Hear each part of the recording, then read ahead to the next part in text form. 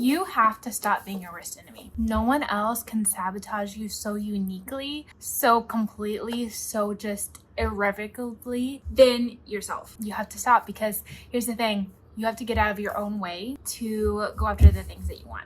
I need to talk about this, and I feel like what I'm saying is like basic like self-help stuff. I've read this in so many books, so many videos, I've heard this, and I understand that it might sound a little bit old, especially to someone like me. I'm kind of hoping that you're someone like me if you're watching this video, where you feel burnt out, you feel exhausted from life, you feel like you've tried so many things and nothing has worked, you feel just inconsistent as a person. If you're like that, I'm talking to you, and I'm sure that you've watched self-help videos before. I'm sure you've read, self-help books, and they all tell you this. So like, get out of your own way, stop being your worst enemy.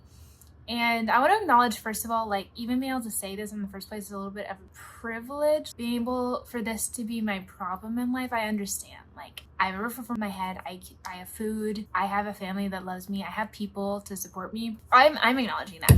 But there is a level of happiness and fulfillment that I am trying to strive for that I barely even like touched. And it mostly has to do with what I feel like I need to do and who I am and what my goals are as a person. And the main thing that I have come to realize in the last year, because I've been doing a lot of work on myself this year, like a lot, like active substances have helped, but I've been doing a lot of work on myself this year. And I think the main thing that I've realized is that I need to get out of my own way and let myself work. I am my biggest hater. I am my biggest opponent.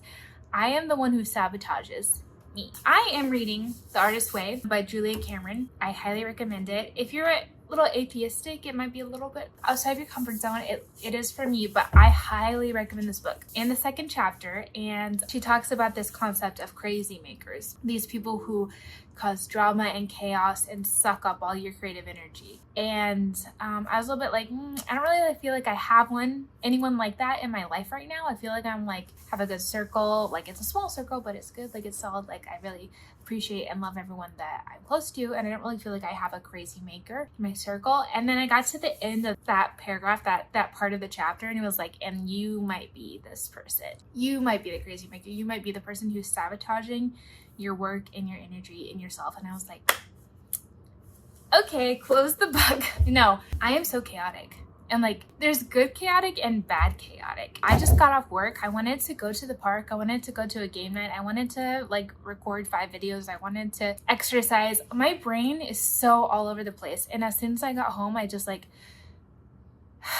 I like sank into this feeling of like such intense sadness. And that's kind of how my brain goes. I yo-yo back and forth, and it's so confusing and overwhelming. And I feel like I am the crazy maker in my life because I'm a very chaotic person. And I've just been thinking about this all day, because with this book, The Artist's Way, one of like the main exercises / practices you do as you go through this book is morning pages, where you write 3 pages of like free flowing thought, no real format, every single morning. And then there's like prompts and stuff. But one of the things that the book will tells you, and I have experienced, is it makes you confront problems instead of just like pushing them to the side. Because if you're writing every single morning, it can get boring. Like, you're gonna start saying the same stuff over and over again. Like, you don't always have new content, and you will often, at least for me, I often start writing about the same few problems over and over and over and over and over and over and over.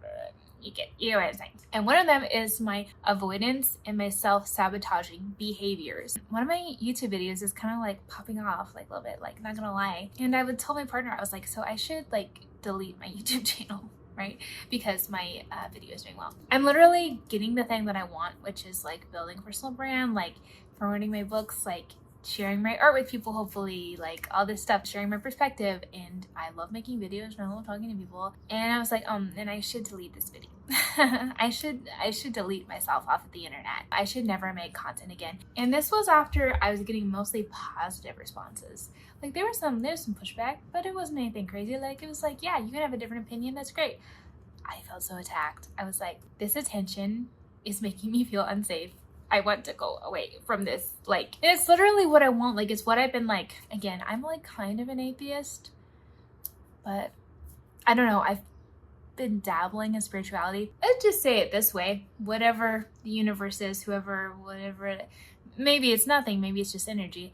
I've been like putting it out into the universe that I want to succeed with my art and my videos and my filmmaking and my writing. And I want, attention on that. And I'm getting it now. And I'm like, oh, actually, no. Actually, I don't want that. Like, I need to record a video this week, and it needs to be 10 minutes long. Like, there's so many things that I need to do, and I'm reaching this level of consistency where my brain is like, okay, we're consistently doing this thing. When are we gonna have a breakdown? When are we gonna stop trying? When are we gonna go back to normal? Because I feel uncomfortable now. I feel uncomfortable with the level of that you're working towards. Like, I feel uncomfortable with the level of work that you're putting into yourself, because my whole life I was existing in one way and it was really working for me. My brain thought it was because I was alive. My brain wants me to be alive.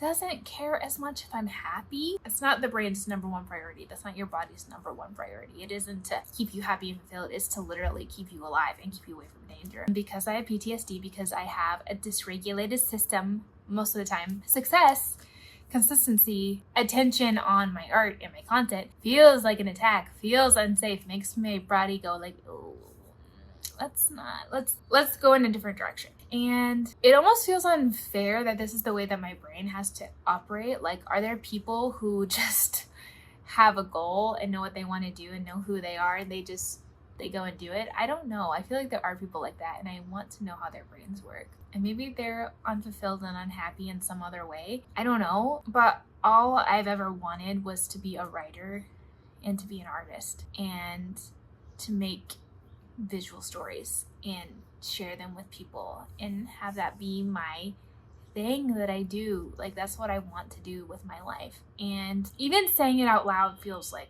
oh!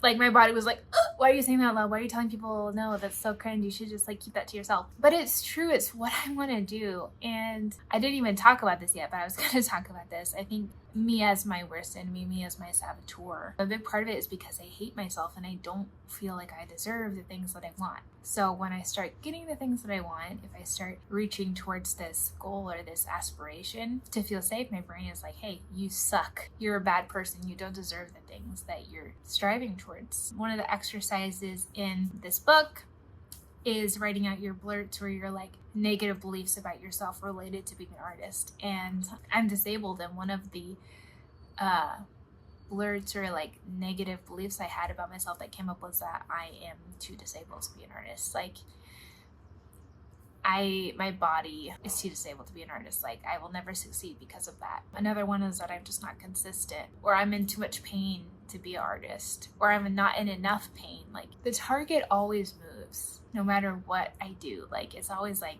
oh, you think you solved that problem? Let's go to another one. And I honestly feel like this rapid growth and being able to work on my art and my stories and my perspective has stemmed from deconstructing this narrative I have about myself that I'm a terrible, horrible, evil person.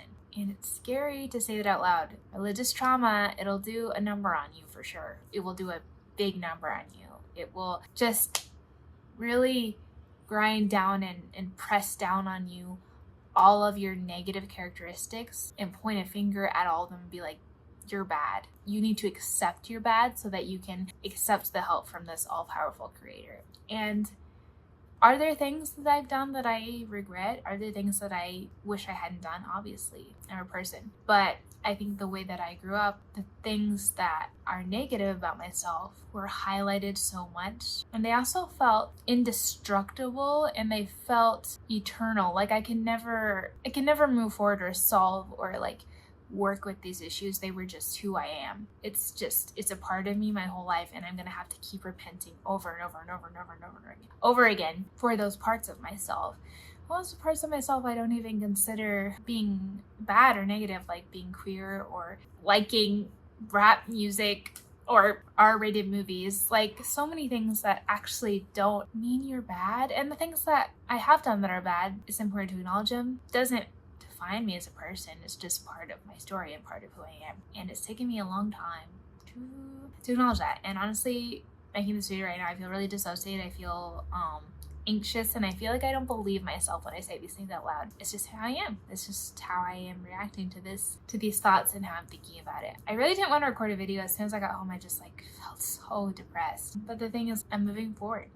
And the self-hating voice in my brain, it feels like a little distinct little personality. It's like me, but like a little bit separate, and it's always criticizing me. It's always like right now it's like, your makeup's uneven, you didn't clean up your desk before you start recording, your voice sounds weird, why are you recording when you have a headache? Like, constant stream of thoughts. And that's what I'm talking about when I talk about you being your biggest opponent, your biggest enemy. I'm learning to embrace that part of myself and be like, hey, come in here, let me give you a hug while you yell at me about all the horrible things I'm doing. Let me hug you while you tell me how you hate the way my hair looks, that you wish I wasn't recording, you wish you were just laying down and just thinking about how horrible you are. I feel like I want to embrace that part of myself because it's the part of myself that feels unsafe, and I don't like. It's okay to feel that way. It's okay to feel scared. Like, I feel scared all the time, obviously. Like, it's just a feeling that I'm having, and it doesn't define who I am, and it doesn't make the narrative about myself true just because I'm experiencing a feeling. Yeah, I feel like this video was like boiling, like bubbling in the back of my mind all day while I was at work, and I don't know if it makes sense. It's hard to like condense an idea down into like one title and thumbnail and stuff, but it's really what I wanted to talk about. Yeah, hopefully it makes sense. If you relate to the self-sabotage or self-hating parts of yourself, maybe it will help you feel a little bit better about yourself. I have some books. If you like my content, I have some books for your inner child. You can check them out in the comments or in the description down below. One is about seasonal depression and one is about self-expression. And yeah, I'm excited to continue writing and drawing and accepting the part of myself that is terrified every time I do it. So, thank you so much for watching, and I'll see you in the next video. Bye.